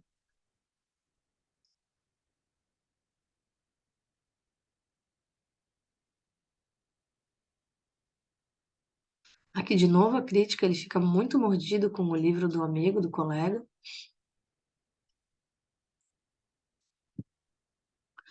Esse aqui é o Carmelo Faraco. O Carmelo Faraco era o gerente do Banco do Brasil. Ele deu a entrevista no vídeo que a Sandra Alves produziu, que eu mostrei agora para vocês, né? Ele que fala dos carimbos. E aí o Carmelo vai escrever um texto, né, sobre essa situação, e o desenho que ilustra o texto é justamente esse galo que foi feito com carimbo, né? Que é o D, Banco do Brasil, S.A. Florianópolis, Santa Catarina. E aí ele fica impressionado, né? Que ele usa a quina do carimbo para fazer os esporões, né? É, as patinhas do galo, o bico e tudo mais, né? Esse esse documento está no livro, tá? Tá no PDF do livro. Depois vocês. Aliás, todos os documentos que eu estou mostrando aqui, que eu não estou lendo, porque não temos nem tempo para isso, estão no livro, tá? Então vocês podem ler com tranquilidade.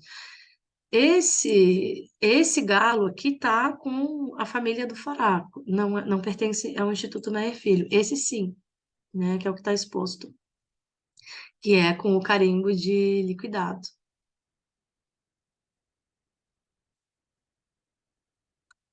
E eu gosto muito desse jornal porque tem um texto super bonito, que diz assim: em Florianópolis vive um homem que aprendeu a domar os dragões. À sua aproximação, coisas esquisitas acontecem. As maçãs sangram e tombam dos galhos. As rosas, assustadas, se volatizam em perfume. O mar transforma-se em música penetrante e doída. A música avança sobre as crianças perplexas com uma vaga imensa, terrível. Os velhos mudam-se em árvores antigas, coisas misteriosas irrompem das profundezas da terra. As crianças nascem enrugadas dos ventres de suas mães e os peixes felizes fogem voando até que o sol os derrete. Tudo é novo e é velho, encantado e terrível. Em Florianópolis vive Meyer Filho como o único sobrevivente do dilúvio universal. Esse homem é um bruxo, isto é, um artista, ou, se preferires, um mágico cujo nome foi adorado pelos feiticeiros caldeus. Acho muito bonitinho esse texto do Franklin Jorge sobre o Meyer Filho, trazendo justamente a imagem do bruxo, né? Que o Meyer tanto falava, mas que também era muito tema da obra do Franklin Cascais, colocando o próprio Meyer aqui como um bruxo, né? Deixa eu só voltar, porque eu quero chegar nos cheques para vocês verem. Que está aqui, né? Essa daqui já é a capa de um livro de cheque. Então, ele faz uma assinatura toda rebuscada. Essa assinatura só aparece aqui, ela não aparece novamente em outros lugares. E aí aqui ele vai fazer um cheque. Esse é um xerox que a gente tem no acervo. O original tá com o Franklin Jorge, né? Que é quem escreveu esse texto que eu acabei de ler. Ele faz um texto de 5.000 cruzeiros ou cruzados, não sei. Mas que imagino que se valeria o que R$ 5 aqui, né? Um equivalente, assim, um valor muito pequeno, porque eram valores que a ideia não era que a pessoa descontasse o cheque, a ideia era que a pessoa pudesse ter o cheque como um trabalho do Meyer, tanto é que ele escreve entre parênteses aqui que esse é um valor simbólico, né? E aí aqui a assinatura do cidadão, uma flecha para a assinatura do cidadão. E aí ele ainda coloca vidiverso. Então, é muito interessante perceber esse procedimento de comentar o que se faz. Ele faz e ele comenta o que faz ou o que ele vai fazer, né? Então, é um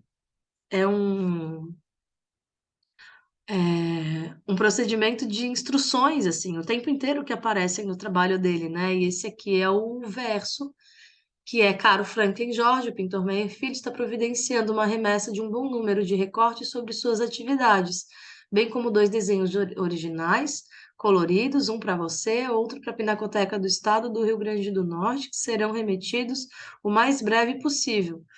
E aí tem esse personagem que vai dizer é verdade, o outro que vai, né, confirmar é mesmo, e aqui de novo o vice-versa. Então a gente tem que ir e a gente tem que voltar. A gente vai e a gente volta, né? O vice-versa, quer dizer, os dois lados são de absoluta importância, né? Aqui um outro exemplo de 1.000 cruzeiros, de novo o valor simbólico e a assinatura dele de cidadão, esse aqui de 84, e de novo aqui a dedicatória, né? A professora Delcy oferece esse desenho do leão ameaçado pela... Não consegui entender. Pela direita, né? Não sei se eu consegui entender. Mas, enfim... Tem noção de quantos cheques ele fez ao longo Não da dá para vida? ter noção, mas muita gente tem. né? A gente pegou emprestado com a Simone Bobson para a exposição, o cheque dela, o original. Mas ele saía dando folha de cheque do mesmo modo que ele saía desenhando nos bares, dando desenho. Tem casos de pessoas que trabalhavam com ele no banco que, quando ele ia embora, iam catar os desenhos no lixo dele, da mesa dele, e que tem os desenhos que catavam do lixo, ele jogava fora. Então, tem muitas histórias assim, né? Que ele, enfim, era uma coisa compulsiva de ir fazendo e dando e presenteando, como o Tércio vai falar. O Tércio diz ali no vídeo, ele estava no balcão da que ele estava no balcão, o balcão que ele desenhava, que o Tércio se refere, era o balcão da Livraria Anita Garibaldi, que já foi do Salim Miguel por um período, que era onde a esquerda se reunia, né? Era onde o pessoal do Partido Comunista, do PCB, se reunia. Era um lugar de encontro, um lugar de existência. E lá era onde o Meyer conseguia comprar todos esses livros a que ele se refere. O Salim conseguia trazer esses livros para Florianópolis. Então, foi a partir dessa livraria que os artistas aqui conseguiram construir suas próprias bibliotecas e trazer esses referenciais para o próprio trabalho. Aqui uma foto dele com um cheque. Ó, esse aqui já é mais alto, esse aqui é de 12 mil.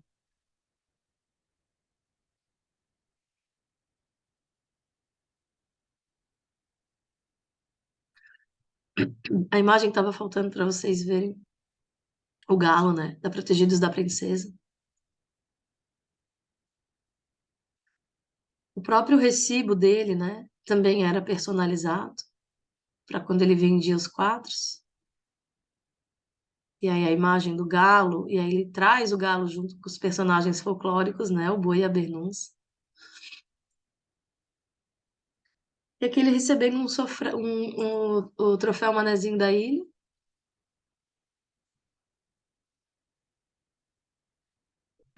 E nessa ilha,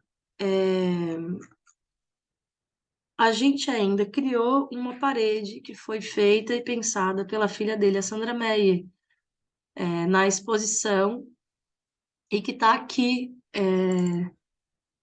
algumas imagens que, de algum modo, são representativas da vivência da Sandra com o pai. Do Meyer, é o lugar onde a gente vai pensar a Galeria Meyer e Filhos, né? O Meyer guardava os desenhos dos filhos desde pequenininhos, assim, então tem vários desenhos que ele guardava junto com os dele, e que ele assinava, e que ele dizia, esse desenho é do Paulo, enfim, né? Já fazia os comentários, depois incentivou muito os filhos a pintar, saía junto, fizeram exposições juntos. Então, essa relação, quando ele vai fazer esse estandarte, Galeria Meyer e Filhos, está muito relacionada a isso, né? Esse pai também orgulhoso, porque os filhos se interessaram pela arte, assim, sendo que o Paulinho, além de pintar, também era guitarrista da banda dos Mugnatas, né? Aqui um desenho da Ruth, a esposa dele, um desenho mais antigo, de 47, e que tem todo o trabalho de luz e sombra, né, dos estudos que ele fazia, das revistas que ele comprava, de como aprender a desenhar, sabe, umas revistas assim, básicas de desenho, e que foi o que, nos anos 40, assim, a gente tem muitos estudos desse tipo, e aqui a aplicação desses estudos. Aqui o desenho do Paulinho, que é o filho mais velho, né, aos 6 meses. Esse é o estandarte, Galeria Meyer e Filhos, que ele deixava na garagem. Aqui a versão original do convite, que depois vai ser impressa, né? Dessa forma.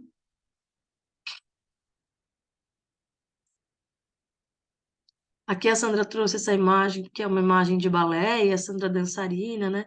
Professora de dança por muitos anos no Centro de Artes da UDESC, que traz essa memória afetiva a partir desse desenho. Aqui era a moça que cuidava das crianças, né? Era a babá da Sandra, que o Meyer, dos filhos, né? Dos três, e que o Meyer desenhou. Eu não me lembro o nome dela.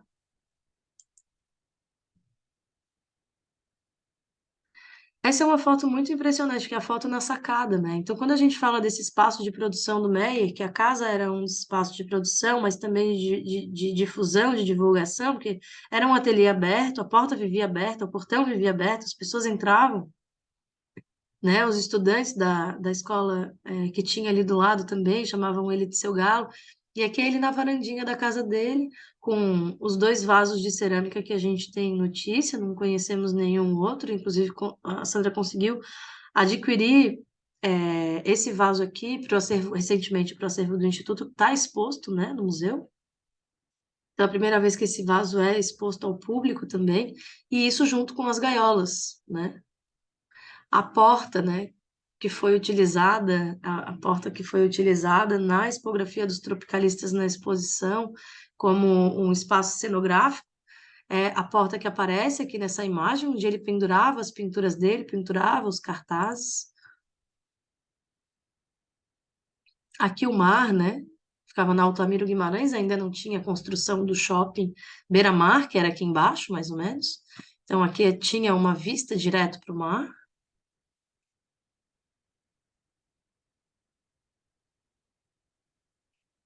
Aqui já era embaixo, no quintal, e que ele também transformava a parede do quintal. Aqui é uma foto que ele coloriu posteriormente, ó, e desenhou posteriormente, né? Ele com a Sandra. Aqui ele com o crítico de arte. Esse trabalho está exposto na exposição, é a maior pintura que a gente conhece, tem conhecimento do Meyer Filho, aqui na fase de esboço, e aí depois é que ele colore, né?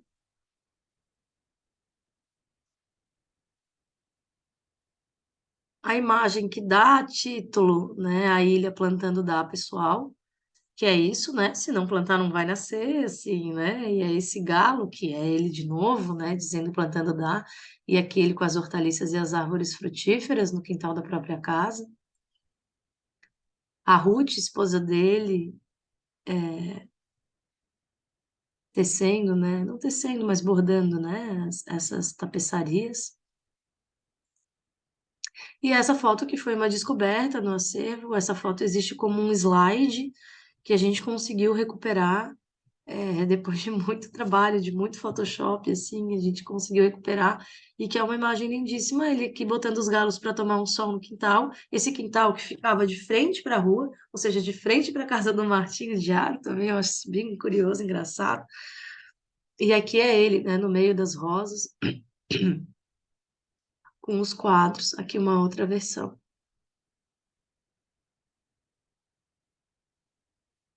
Muitos desses trabalhos estão na exposição também. Aqui já é dentro de casa, de novo, né? Rodeado pelos trabalhos, os trabalhos no chão, os galos empoleirados. E aqui um pouco para mostrar para vocês que ele não tinha, assim, pintava sobre tudo, inclusive sobre coco. Esse coco gigante que aparece aqui, que ele deve ter ficado enlouquecido com um coco enorme, ele pinta a cabeça de um galo no coco e bate foto das duas filhas, né? A Sandra e a Helenita aqui. Aqui de novo a Sandra com as colegas da escola, vendo o pai pintar. Esse desenho que para ela, enfim, tem uma relação de memória afetiva. Ele contando alguma fofoca, provavelmente com a mão na boca, tipo assim.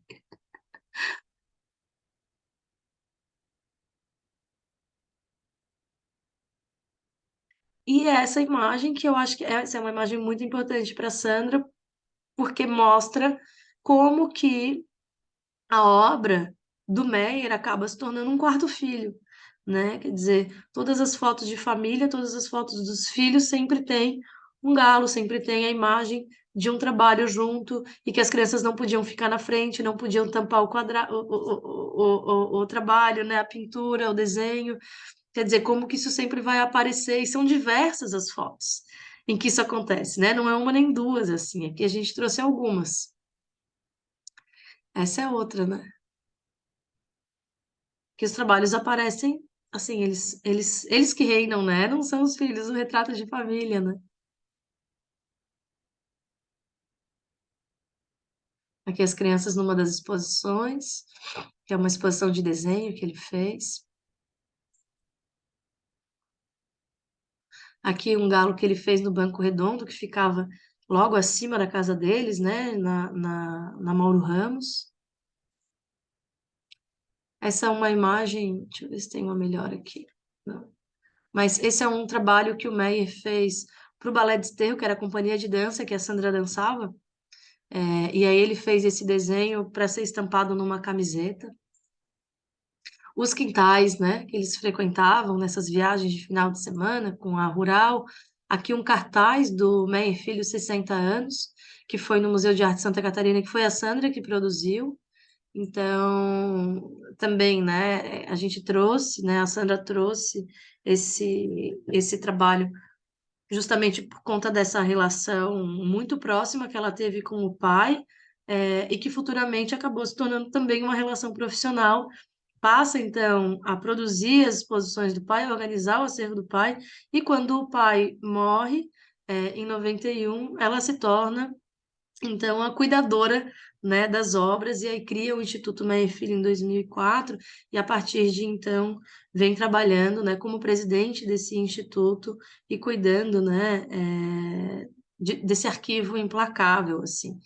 Então, a Sandra tem uma importância muito grande aqui, né, nessa exposição, e aí por isso também a gente tomou essa decisão de ter, de fato, esse momento em que a Sandra pode olhar para o trabalho do pai e pensar esses lugares onde ela está também, né, como protagonista dessa história, né?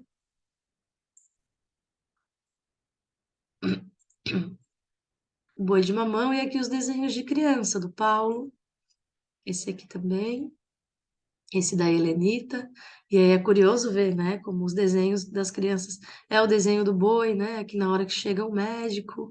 Aqui o desenho de um passarinho, um galo da Helenita. E esse aqui é um desenho da Sandra, que é muito bonitinho. E que aí vai aparecer o urubu, né? Os personagens do Boi de Mamão, a Bernunça, o cavalinho, o boi. Enfim.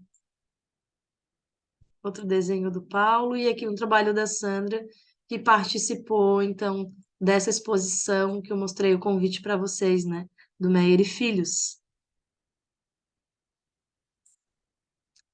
Ah, com isso, eu finalizo aqui esse primeiro momento, que é de apresentar essas ilhas uma a uma.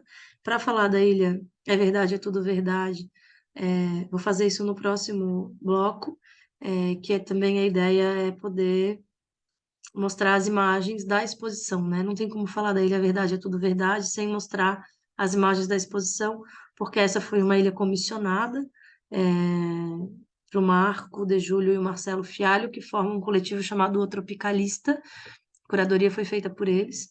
Então, quero falar dessa ilha que seria a última e que a gente organiza para ser o último momento também da exposição, né? Tá na última sala da exposição, a partir dessas imagens que a gente elaborou.